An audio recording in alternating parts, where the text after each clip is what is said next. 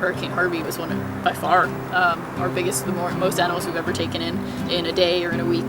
The most people we've seen at one time. We had a line of 10 people for 3 days straight that were just amazingly. They were out in this weather and they were finding these animals, and they were nice enough in this pouring rain to bring them to us. So yeah, to get 200 squirrels or to get 400 animals in a week is something we never could have imagined. So this guy came in when he was 17 grams. So if you can imagine a possum that's only maybe this big, maybe the size of his head.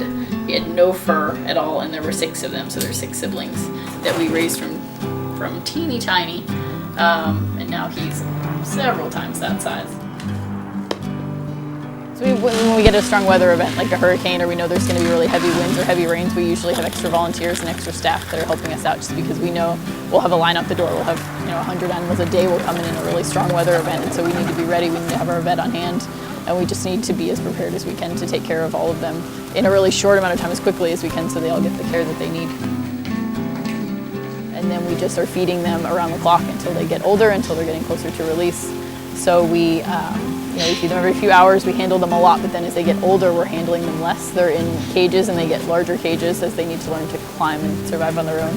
And then as they go outside, they're sleeping during the day like most animals would, and so they don't even see us. So then by the time they're ready for release, they haven't really seen us, they haven't been handled, and they're wild.